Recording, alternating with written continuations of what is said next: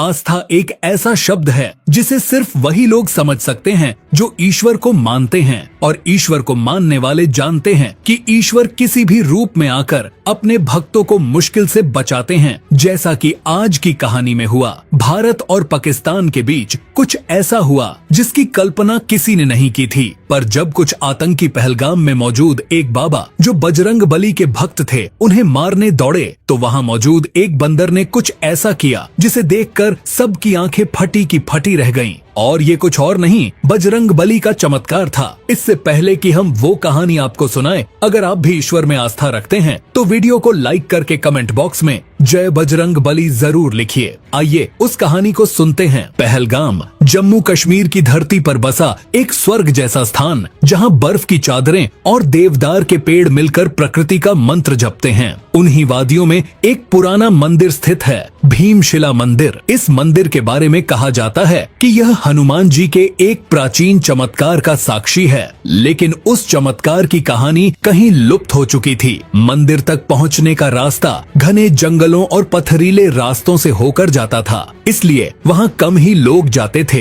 पर जो भी जाता वह वहां की शांति और ऊर्जा से मंत्रमुग्ध हो उठता। इस मंदिर में सेवा करते थे बाबा वसु सहस्त्र नाम एक वृद्ध, गंभीर और संतुलित व्यक्तित्व। लोग उन्हें बाबा संकट मोचन कहते थे क्योंकि उनकी वाणी और आशीर्वाद को चमत्कारी माना जाता था। उनकी एक विशेष बात यह थी कि वह हमेशा मंगलवार को हनुमान चालीसा का पाठ करते और कहते, आज भी वो यहाँ हैं, कोई देख नहीं सकता, पर जो सच्चे मन से पुकारेगा वो उत्तर जरूर देंगे। गांव वाले उनसे सलाह लेने आते, चाहे बीमारी हो, व्यापार का संकट हो या संतान की चिंता। बाबा की बातों से लोगों को उम्मीद मिलती। पर जिस मंदिर को अब तक बस श्रद्धा से जोड़ा जाता था, वहाँ एक नया साया मंडराने लगा था। पहलगाम के ऊपर वाले गांव में एक नया चेहरा आया। नाम था यूसुफ खान, पर असली नाम था अब्दुल रहमान, एक प्रशिक्षित आतंकी जो किसी योजना के तहत पहलगाम पहुंचा था। अब्दुल रहमान ने धीरे धीरे अपने साथियों को घाटी के आसपास बसा दिया। उनके पास पूरी जानकारी थी कि भीमशिला मंदिर ऊंचाई पर है और वहां से पूरे पहलगाम का भूगोल दिखता है। उसे मंदिर को कब्जे में लेकर उसका उपयोग अड्डे के रूप में करना था, एक छिपा हुआ पॉइंट जहां से नीचे की सारी गतिविधियां देखी जा सकें। पर एक बात उसकी योजना में बाधा बन रही थी, बाबा वसु। वह जानता था कि जब तक बाबा वहां हैं, लोग मंदिर छोड़ेंगे नहीं और कोई भी शक होने पर सेना को सूचना मिल सकती है। और यही से शुरू होता है एक रहस्यमय और अनोखी कहानी का आरंभ। एक बंदर, एक बाबा, एक आतंकी और एक ऐसा रहस्य जो पूरे पहलगाम को झकझोर देगा। बाबा वसु सहस्त्रनाम केवल एक पुजारी नहीं थे, वे अपने संयम, विद्वत्ता और दृष्टि के लिए भी जाने जाते थे। कहा जाता है कि उन्होंने बचपन से ही भोग की दुनिया से मुंह मोड़ लिया था और तपस्या में जीवन समर्पित कर दिया। भीमशिला मंदिर की परंपरा के अनुसार मंदिर का पुजारी कोई सामान्य व्यक्ति नहीं बन सकता था। उसे ब्रह्मचर्य, संयम और आत्मबल की लंबी परीक्षा से गुजरना होता था, और बाबा वसु इन सभी कसौटियों पर खरे उतरे थे। लोगों का मानना था कि बाबा जो भी भविष्यवाणी करते वह सच निकलती। एक बार जब पास के गांव में महामारी फैली थी तो बाबा ने 7 दिन का हवन किया और गांव को बचा लिया गया। इसके बाद से लोग उन्हें हनुमान जी का अवतार मानने लगे। अब्दुल रहमान को इन बातों में विश्वास नहीं था। उसके लिए बाबा एक रुकावट थे, एक बुजुर्ग जिसे हटाना जरूरी था ताकि मंदिर की ऊंचाई से पूरे पहलगाम पर नजर रखी जा सके। लेकिन वह ये भी जानता था कि बाबा को मारना आसान नहीं होगा। अब्दुल रहमान के पास एक पूरा नेटवर्क था। उसने अपने कुछ साथियों को भक्तों की शक्ल में मंदिर में भेजना शुरू कर दिया। ये लोग बाबा की हर दिनचर्या पर नजर रखते, कब मंदिर खुलता है, कौन कौन आता है, बाबा किससे ज्यादा बात करते हैं और कब मंदिर सबसे सुनसान होता है। इन सब के बीच बाबा को कुछ असहजता महसूस होने लगी थी। एक दिन उन्होंने अपने शिष्य चंद्रेश को बुलाया और कहा, बेटा, मंदिर में कुछ नया चल रहा है, यहाँ की हवा बदली बदली सी लगती है। चंद्रेश बोला, बाबा, आप व्यर्थ चिंता कर रहे हैं, आप में तो स्वयं बजरंग बली का वास है, किसे हिम्मत होगी कुछ गलत करने की। बाबा मुस्कुराए, लेकिन उनकी आंखों में चिंता थी। उन्होंने मंदिर के प्रांगण में लगे पीपल के पेड़ को देखा, वही पेड़ जिसके नीचे हर मंगलवार को हनुमान चालीसा होती थी। अगर संकट आएगा तो वही रक्षा करेंगे, बाबा ने धीरे से कहा। उधर अब्दुल रहमान ने अपने मुख्य सहायक आरिफ को अंतिम योजना समझाई। मंगलवार की रात को जब बाबा आरती खत्म कर मंदिर के अंदर आराम करेंगे, हम घुसेंगे,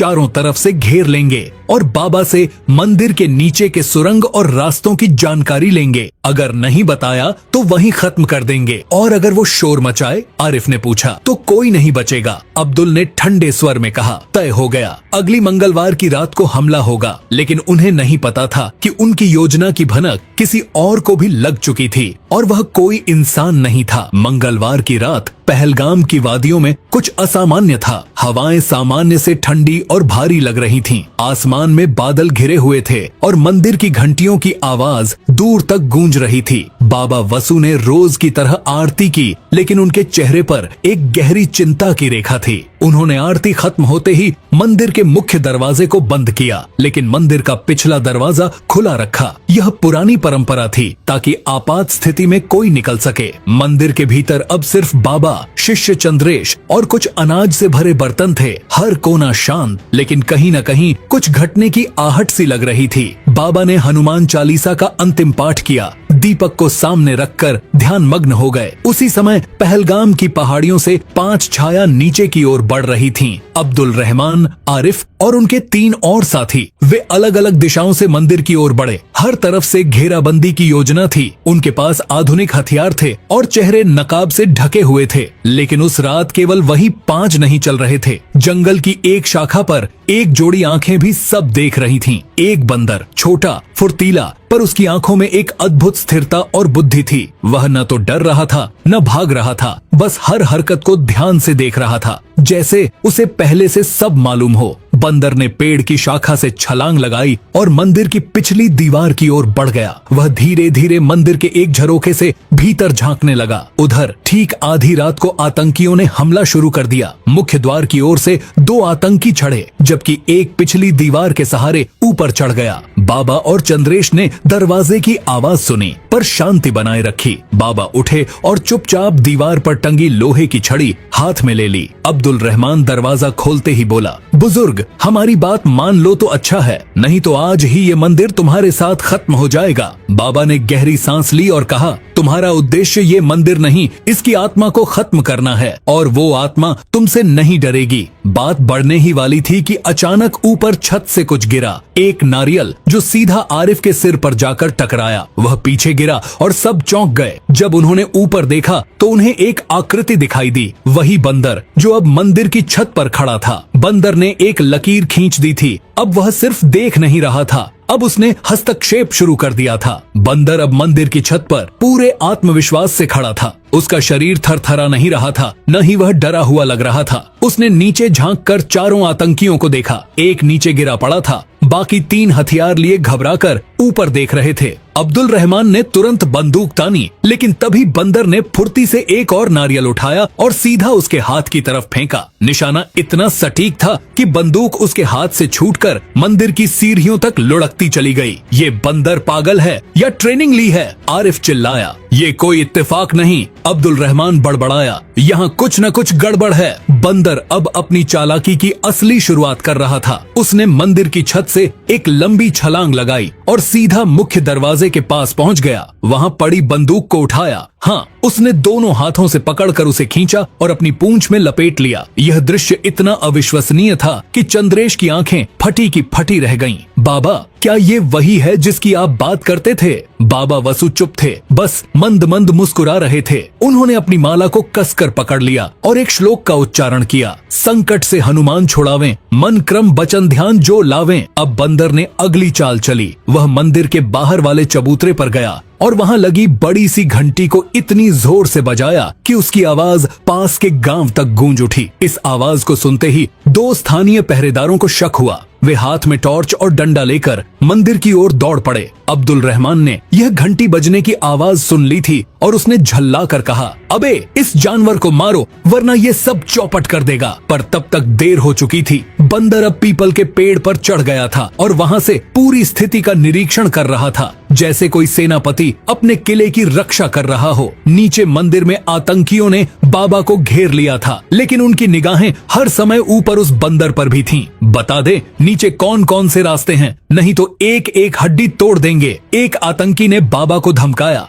बाबा शांत थे। जिस धरती की मिट्टी में मेरा माथा झुका है उसका नक्शा मैं किसी गद्दार को नहीं दूंगा। लगता है तेरा भगवान अब नहीं आएगा, आरिफ ने कहा। बाबा ने सिर्फ इतना कहा, वो आ चुका है, तुम पहचान नहीं पाए। बंदर अब पीपल के सबसे ऊंचे तने पर बैठा था। उसकी आंखें अब्दुल रहमान पर जमी थीं, जैसे किसी योद्धा की नजर दुश्मन के सेनापति पर होती है। मंदिर के चारों ओर फैला सन्नाटा अब टूट चुका था। स्थानीय पहरेदारों की आहट अब पास आने लगी थी, लेकिन आतंकियों के पास कुछ ही मिनट बचे थे। अब बंदर ने अपनी दूसरी चाल की तैयारी की। उसने एक झपट्टा मारा और छत से लटकती मंदिर की आरती की घंटी की रस्सी को खींच लिया। घंटी का झटका ऐसा था कि मंदिर की छत पर लगे कुछ डीले पत्थर नीचे गिरने लगे। एक पत्थर सीधा जाकर आरिफ के कंधे पर गिरा। वह दर्द से चिल्ला उठा। बाबा वसु शांत खड़े थे। उन्होंने अपनी माला बंद की और चंद्रेश से फुसफुसा कर कहा, अब तू पीछे की सुरंग खोल दे ताकि गांव वाले अगर आए तो उन्हें मंदिर में घुसने का रास्ता मिले। मैं यहीं रहूंगा। चंद्रेश सकपकाया, लेकिन बाबा ने सिर हिलाकर उसे आश्वस्त किया। उधर अब्दुल रहमान अब झुंझला गया था। इस जानवर को पहले हटाओ, फिर बाबा से पूछेंगे। बंदर ने जैसे उसकी बात सुन ली हो, वह एक लंबी छलांग में मंदिर के शिखर से चबूतरे पर उतर आया और वहां पड़े एक पुराने टिन के बर्तन को जोर से घसीटने लगा।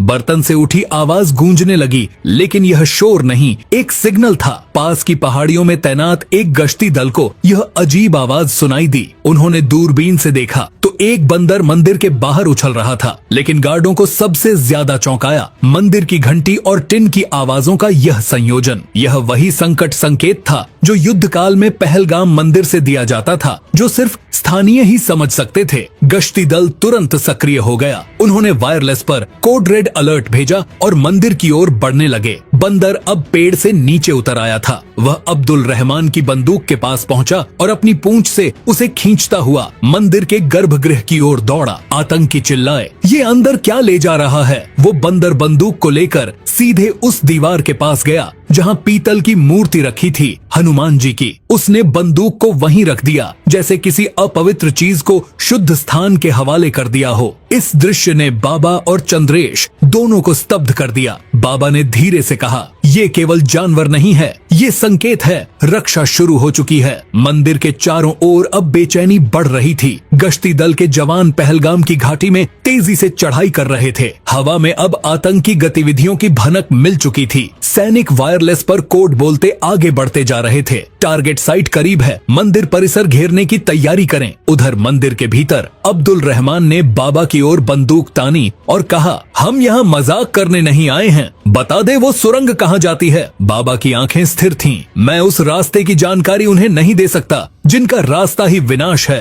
अब्दुल रहमान ने गुस्से में ट्रिगर दबाने ही वाला था कि तभी हवा में फिर से हलचल हुई। बंदर एक बार फिर प्रकट हुआ, इस बार सीधे एक रस्सी के सहारे लटकता हुआ। उसकी चाल में अब कोई रुकावट नहीं थी। वह सीधे उस स्थान पर पहुंचा जहां आतंकी एक बैग में रखे हुए थे। बंदर ने बैग को पकड़ा, घसीटा और उसे लेकर झट से छत पर चढ़ गया। एक ग्रेनेड उसकी पकड़ में आ गया था। वह उसे लेकर मंदिर के बाहर की दीवार पर उछालने लगा, जैसे कोई बच्चा गेंद से खेल रहा हो। आतंकी डर गए। अगर उसने पिन खींच ली तो वो बंदर है, क्या समझेगा? आरिफ बोला, पर उसकी आवाज में खुद भी डर था। लेकिन बंदर ने जैसे जानबूझकर की पिन खींच दी और अगले ही पल उसे मंदिर से दूर खुले मैदान की ओर फेंक दिया। एक जोरदार धमाका हुआ जिससे पूरा क्षेत्र गूंज उठा। यह धमाका सेना के लिए अंतिम संकेत था। अब कोई संदेह बाकी नहीं था। कमांडो दस्ते ने मंदिर की ओर तेजी से कूच कर दिया। बंदर अब छत से नीचे आया और मंदिर के मुख्य द्वार की ओर खड़ा हो गया, जैसे आने वालों का स्वागत करने के लिए। वह अब हनुमान जी की मूर्ति के सामने खड़ा था और उसकी आंखों में एक चमक थी जो किसी साधारण जानवर की नहीं लगती थी। बाबा ने मंद स्वर में कहा, ये तीसरी चाल थी, संकट को वहीं फोड़ दिया जहां किसी का जीवन न जाए। चंद्रेश ने पूछा, बाबा क्या अब हम बच जाएंगे? बाबा बोले, अब संकट मोचन की सेना आ रही है और जब वह स्वयं द्वारपाल बनकर खड़े हों तो किसी भय का स्थान नहीं बचता। मंदिर की ओर तेजी से बढ़ते कमांडो दस्ते के जवान अब आसपास की पहाड़ियों से नीचे उतर चुके थे। मंदिर परिसर को 3 दिशाओं से घेर लिया गया। हर सैनिक अपने हथियार के साथ तैयार खड़ा था। एक इशारा और मुठभेड़ शुरू होनी थी। मंदिर के अंदर अब्दुल रहमान और उसके साथी घबरा गए थे। धमाके की गूंज, बंदर की चालें और अब बाहर से आती भारी बूटों की आवाजें, इन सब ने उनके आत्मविश्वास को डगमगा दिया था। सेना आ गई है। आरिफ ने खिड़की से झांकते हुए चिल्लाया, हमें जल्दी कुछ करना होगा, बाबा को बंधक बनाकर बाहर निकलना होगा। अब्दुल रहमान ने कहा। उसने बाबा को पकड़कर उनके गले पर चाकू रख दिया। बंदर अब धीरे धीरे मंदिर की सीढ़ियों से उतर रहा था, लेकिन उसकी चाल में शांति और उद्देश्य दोनों थे। बाबा ने संयम से कहा, तुमने सोचा था कि मंदिर तुम्हारा अड्डा बनेगा, लेकिन यह तो उस शक्ति का स्थान है जो पापियों के अंत के लिए ही अवतरित होती है। चुप, ये प्रवचन बाद में देना। अब्दुल रहमान चिल्लाया, हम निकलेंगे यहाँ से चाहे कुछ भी हो जाए। बाहर से सेना के कमांडर ने लाउडस्पीकर पर आवाज दी, मंदिर को घेर लिया गया है, हथियार डाल दो और आत्मसमर्पण करो, वरना कार्रवाई शुरू होगी। अब्दुल रहमान ने बाबा को ढाल बनाकर मंदिर से बाहर आने की कोशिश की, लेकिन तभी बंदर बिजली की गति से उछला और उसके चेहरे पर हमला कर दिया। चाकू नीचे गिरा और बाबा तुरंत पीछे हटे। सेना ने यह देखा और एक्शन में आ गई। चारों आतंकियों को घेरकर उन पर गोलीबारी की गई, लेकिन बंदर हर गोली से पहले अपने को दूर कर चुका था, जैसे उसे पहले से सब पता हो। कुछ ही मिनटों में मुठभेड़ खत्म हो गई। 2 आतंकी मारे गए, 2 घायल होकर गिरफ्तार हुए। अब्दुल रहमान खुद को बचा नहीं सका। उसकी अंतिम चीख मंदिर की दीवारों में गूंजती रह गई। बाबा वसु, जो अब तक पूरी घटना को देख रहे थे, हनुमान जी की मूर्ति के आगे झुके और बोले, हे संकट मोचन, आपने फिर से इस मंदिर की रक्षा की, मैं आजीवन इस लीला का प्रसार करूंगा। बंदर अब मंदिर की छत पर जाकर बैठ गया था। उसने एक बार बाबा की ओर देखा, फिर आसमान की ओर नजर उठाई। ऐसा लगा जैसे उसे अब कोई काम बाकी नहीं था। सुबह की पहली किरणें पहलगाम की बर्फीली वादियों पर उतरने लगी थीं। मंदिर के चारों ओर सेना के जवानों की चौकसी अब भी जारी थी, लेकिन माहौल में राहत की झलक थी। बाबा वसु चबूतरे पर बैठे ध्यान मग्न मुद्रा में शांत थे। बंदर अब मंदिर की छत से उतरकर धीरे धीरे बाबा के पास आया। वहाँ मौजूद सभी लोगों ने उसकी तरफ देखा। अब वह एक वीर की तरह प्रतीत हो रहा था, जिसने न सिर्फ मंदिर बल्कि सैकड़ों जिंदगियों को बचाया था। बाबा वसु ने उसकी ओर देखा और अपने दोनों हाथ जोड़कर कहा, तुम कौन हो यह अब बताने की जरूरत नहीं, लेकिन जो तुमने किया वह युगों तक याद रखा जाएगा। बंदर कुछ पल वहीं बैठा रहा, फिर मंदिर की घंटी के पास गया। उसने रस्सी खींची और घंटी को धीरे से बजाया, मानो किसी अंतिम आशीर्वाद की गूंज छोड़ रहा हो। इसके बाद वह मंदिर की सीढ़ियों से उतरा और जंगल की ओर चल पड़ा। लोगों की आंखों से आंसू बहने लगे। भीड़ में से एक बच्चा बोल उठा, बंदर अंकल फिर आएंगे ना? बाबा ने बच्चे को गोद में लिया और कहा, जब कभी सच्चाई संकट में होगी वो जरूर लौटेंगे। सेना ने बाबा को सलामी दी और घटना की रिपोर्ट तैयार की, लेकिन बाबा ने एक शर्त रखी, मुझे और मेरे मंदिर को प्रचार से दूर रखो। यह कोई दिखावा नहीं, यह आस्था का स्थान है। कुछ दिन बाद मंदिर के पास एक छोटी प्रतिमा स्थापित की गई। एक वीर मुद्रा में खड़ा बंदर, जिसके पैरों में शस्त्र और मुख पर करुणा थी। वहाँ एक पट्टिका लगाई गई, यहाँ संकट मोचन ने अवतार लिया और धर्म की रक्षा की। बाबा ने मंदिर में हर मंगलवार को संकट लीला आरती शुरू की, जिसमें बंदर की कहानी सुनाई जाती। गांव वालों ने उस दिन को संकट मोचन दिवस घोषित कर दिया। भीमशिला मंदिर अब न सिर्फ एक श्रद्धा का केंद्र बल्कि एक प्रेरणा का प्रतीक बन चुका था। और वह बंदर वह फिर कभी नहीं दिखा। पर जब भी हवा मंदिर के घंटों से टकराती, लगता जैसे वह कहीं पास ही है।